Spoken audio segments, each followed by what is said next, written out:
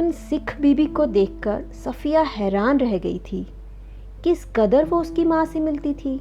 वही भारी भरकम जिस्म, छोटी छोटी चमकदार आँखें जिनमें नेकी, मोहब्बत और रहमदिली की रोशनी जगमगाया करती थी। चेहरा जैसे कोई खुली हुई किताब, वैसी ही सफ़ेद बारीक मलमल का दुपट्टा जैसे उसकी अम्मा मुहर्रम के दिन ओढ़ा करती थी। जब सफ़िया ने कई बार उनकी तरफ मोहब्बत से देखा तो उन्होंने भी उसके बारे में घर की बहू से पूछा। उन्हें बताया गया कि ये मुसलमान हैं, कल ही सुबह लाहौर जा रही हैं अपने भाइयों से मिलने, जिन्हें इन्होंने कई सालों से नहीं देखा। लाहौर का नाम सुनते ही वे उठकर सफ़िया के पास आकर बैठीं और उसे बताने लगीं कि उनका लाहौर कितना प्यारा शहर है, वहाँ के लोग कैसे खूबसूरत होते हैं, उम्दा खाने और नफीस कपड़ों के शौकीन, सैर सपाटे के रसिया, जिंदा दिली की तस्वीर। कीर्तन होता रहा, वे आहिस्ता आहिस्ता बातें करती रहीं। सफ़िया ने एक दो बार बीच में पूछा भी, माता जी आपको तो यहाँ आए बहुत साल हो गए होंगे। हाँ बेटी, जब हिंदुस्तान बना था तभी आए थे। वैसे तो अब यहाँ भी हमारी कोठी बन गई है, बिजनेस है, सब ठीक है, पर लाहौर बहुत याद आता है। हमारा वतन तो जी लाहौर ही है। फिर पलकों पर कुछ सितारे टूटकर दूधिया आंचल में समा जाते हैं। बात आगे चल पड़ती है, मगर घूम फिर कर फिर उसी जगह आ जाती है, साडा लाहौर। कीर्तन कोई 11 बजे खत्म हुआ। जब वे प्रसाद हाथ में लिए उठने लगी और सफ़िया के सलाम के जवाब में दुआएं देती हुई रुखसत होने लगी, तब सफ़िया ने धीरे से पूछा, आप लाहौर से कोई सौगात मंगाना चाहें तो मुझे हुक्म दीजिए। वे दरवाजे से लगी खड़ी रहीं, हिचक कर बहुत ही आहिस्ता से बोली, अगर ला सको तो थोड़ा सा लाहौरी नमक लाना। 15 दिन यूं गुजरे कि पता ही नहीं चला। जिमखाना की शामें, दोस्तों की मोहब्बत, भाइयों की खातिरदारियां, उनका बस न चलता था कि बिछड़ी हुई परदेसी बहन के लिए क्या कुछ न कर दें। दोस्तों अजीज़ों की हालत कि कोई कुछ लिए आ रहा है, कोई कुछ, कहाँ रखें, कैसे पैक करें, क्यों कर ले जाएं, एक समस्या थी। सबसे बड़ी समस्या थी बादामी कागज़ की एक पुड़िया की, जिसमें कोई सेर भर लाहौरी नमक था। साफिया का भाई एक बहुत बड़ा पुलिस ऑफिसर था। उसने सोचा कि वह ठीक राय दे सकेगा। चुपके से पूछने लगी, क्यों भैया, नमक ले जा सकते हैं? वह हैरान होकर बोला, नमक? नमक तो नहीं ले जा सकते, गैर कानूनी है। और आप नमक का क्या करेंगी? आप लोगों के हिस्से में तो हमसे ज़्यादा नमक आया है। वह झुंझला गई, मैं हिस्से बिखरे की बात नहीं कर रही हूँ, आया होगा, मुझे तो लाहौर का नमक चाहिए, मेरी माँ ने यही मंगवाया है। भाई की समझ में कुछ नहीं आया। माँ का जिक्र क्यों था? वे तो बंटवारे से पहले ही मर चुकी थी। ज़रा नरमी से समझाने के अंदाज में बोला, देखिए बाजी, आपको कस्टम से गुजरना है और अगर एक भी चीज़ ऐसी वैसी निकल आई तो आपके सामान की चिंदी चिंदी बिखेर देंगे कस्टम वाले। कानून जो। वह बिगड़ कर बोली, निकल आने से क्या मतलब है? मैं क्या चोरी करके ले जाऊंगी, छिपा कर ले जाऊंगी? मैं तो दिखा कर जतला कर ले जाऊंगी। भाई ये तो आप बहुत ही गलत बात करेंगी। कानून? अरे फिर वही कानून कानून कहे जाते हो। क्या सब कानून हुकूमत वाले ही होते हैं? कुछ मोहब्बत, मुरव्वत, आदमियत, इंसानियत के नहीं होते? आखिर कस्टम वाले भी इंसान ही होते हैं, कोई मशीन तो नहीं होते। हाँ, वे मशीन तो नहीं होते, पर मैं आपको यकीन दिलाता हूँ वे शायर भी नहीं होते। उनको तो अपनी ड्यूटी करनी होती है। अरे बाबा, तो मैं कब कह रही हूँ कि वे ड्यूटी ना करें? एक तोहफा है, वो भी चंद पैसों का। शौक से देखें, कोई सोना चांदी नहीं, स्मगल की कोई चीज़ नहीं, ब्लैक मार्केट का माल नहीं। अब आपसे कौन बहस करे? आप अदीब ठहरी और सब अदीबों का दिमाग थोड़ा सा ज़रूर घुमा हुआ होता है।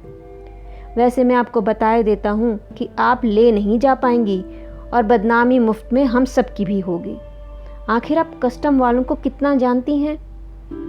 उसने गुस्से में जवाब दिया, कस्टम वालों को जाने ना जाने पर हम इंसानों को थोड़ा सा ज़रूर जानते हैं।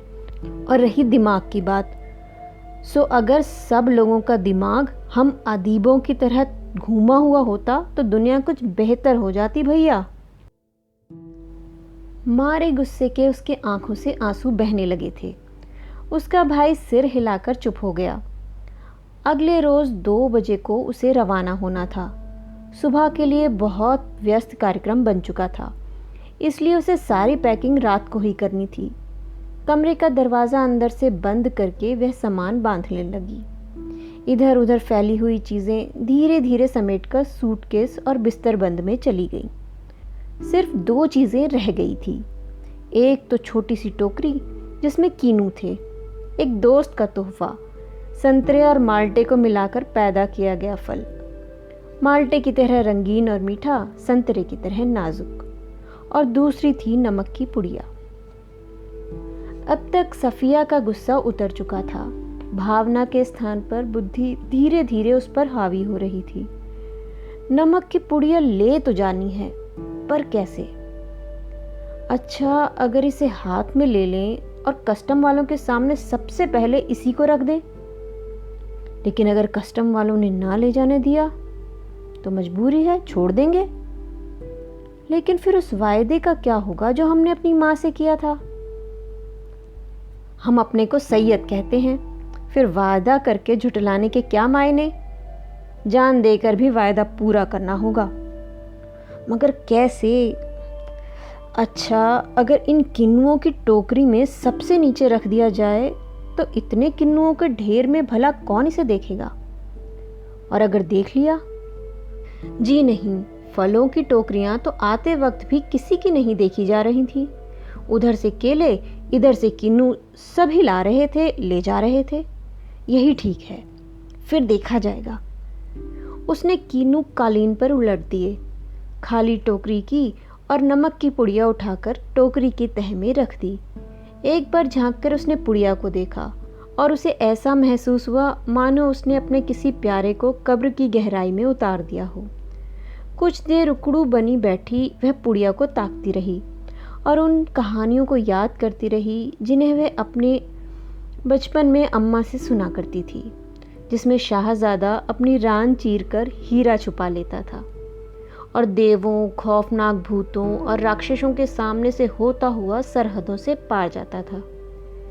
इस ज़माने में ऐसी कोई तरकीब नहीं हो सकती, वरना वह अपना दिल चीरकर उसमें नमक छिपा लेती।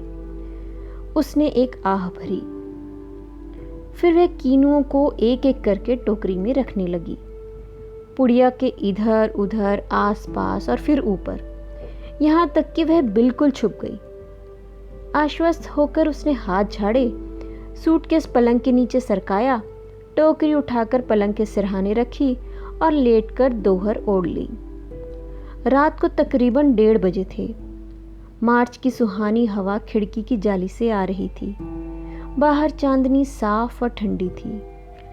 खिड़की के करीब लगा एक चंपा का दरख्त सामने की दीवार पर पत्तियों के अक्स लहरा रहा था। कभी किसी तरफ से किसी की दबी सी खांसी की आहट, दूर से किसी कुत्ते के भौंकने की या रोने की आवाज़, चौकीदार की सीटी और फिर सन्नाटा। यह पाकिस्तान था।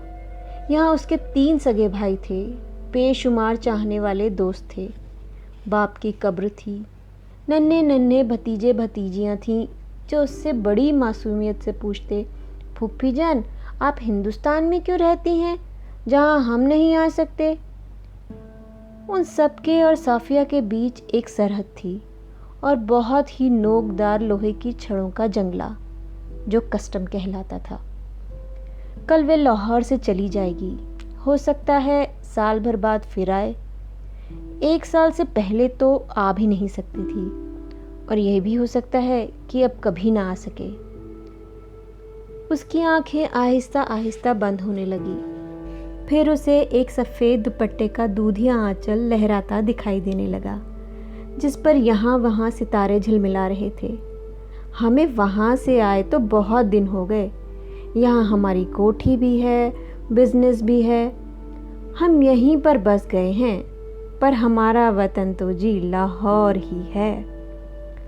फिर देखा इकबाल का मकबरा, लाहौर का किला, किले के पीछे डूबते हुए सूरज की नारंगी किरणें, आसपास से फैलता उभरता अंधेरा, उस रंगीन अंधेरे में बहती हुई नर्म हवा, उस हवा में रची हुई मौलसरी की खुशबू, और मकबरे की सीढ़ियों पर बैठे हुए दो इंसान, सिर झुकाए चुपचाप उदास, जैसे दो बेजान परछाइयाँ।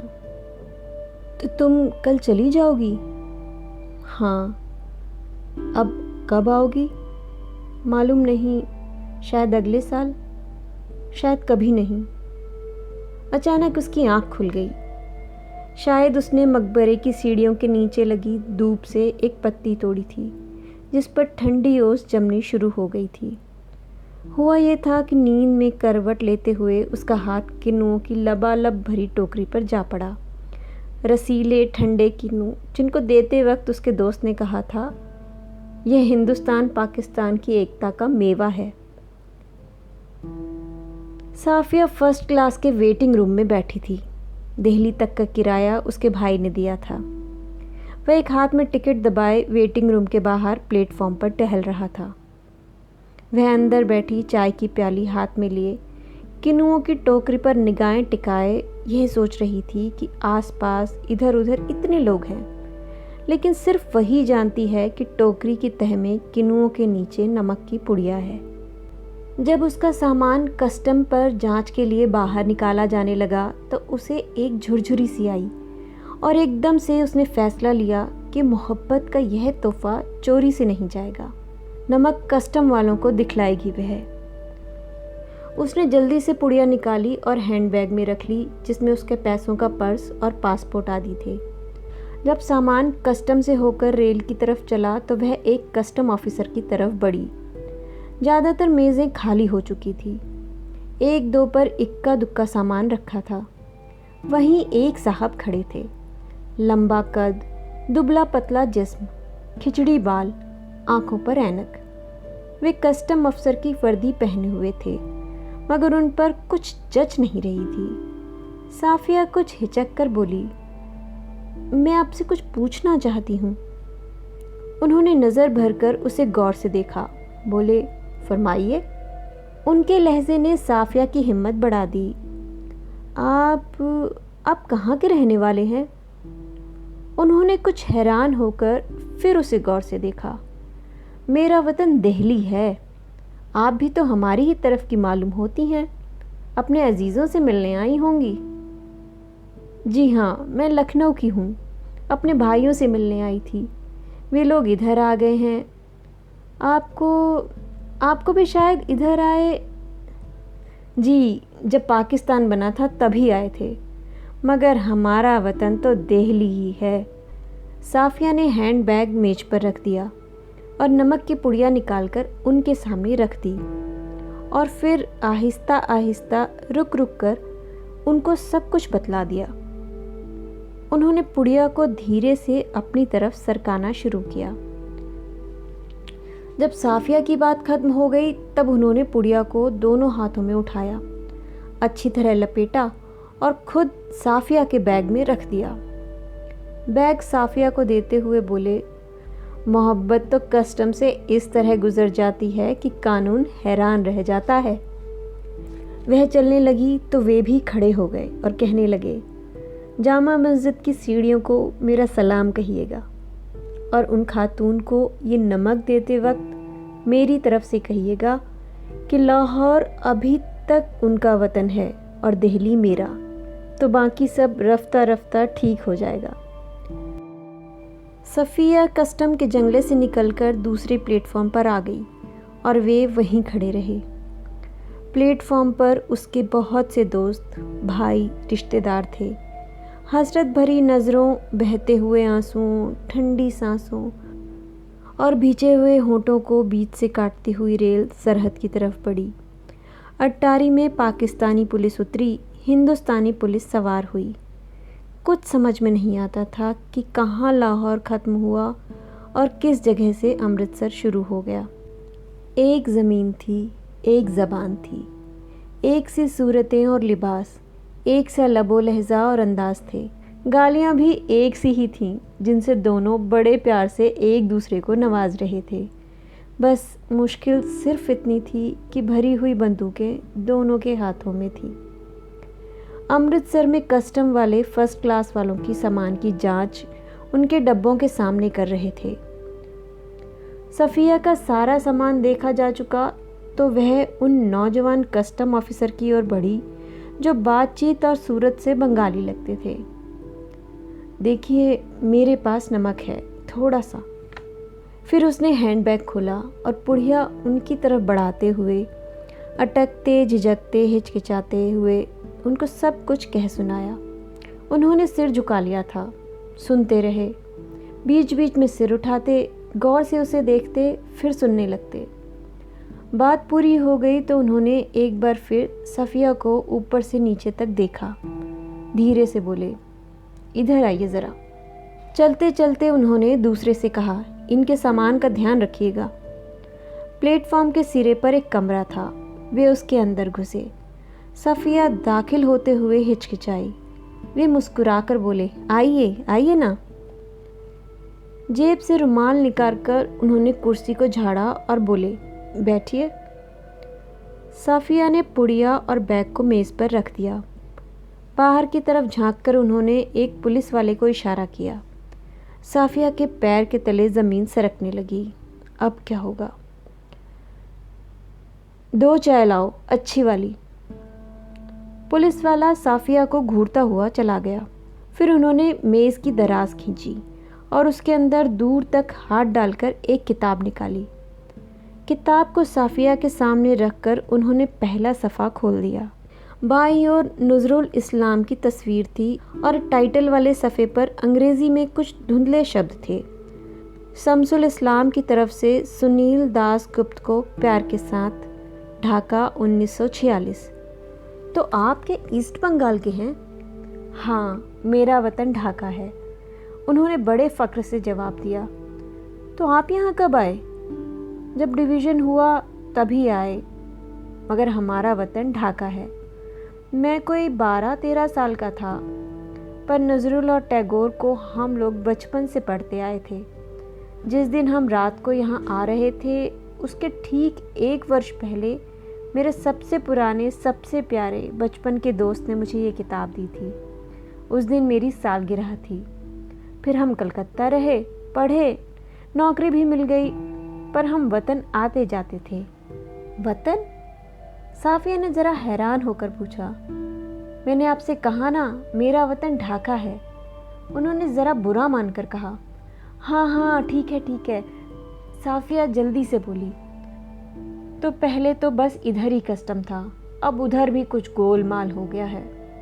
उन्होंने चाय की प्याली सफ़िया की तरफ सरकाई और खुद एक बड़ा सा घूंट भरकर बोले, वैसे तो डाब कलकत्ता में भी होता है, जैसे नमक यहाँ भी होता है, पर हमारे यहाँ के डाब की क्या बात है।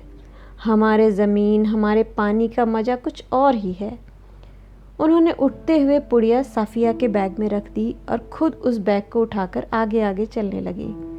सफ़िया ने उनके पीछे चलना शुरू किया। जब सफ़िया अमृतसर के पुल पर चढ़ रही थी, तब पुल की सबसे नीची सीढ़ी के पास वे सिर झुकाए चुपचाप खड़े थे। सफ़िया सोचती जा रही थी, किसका वतन कहाँ है?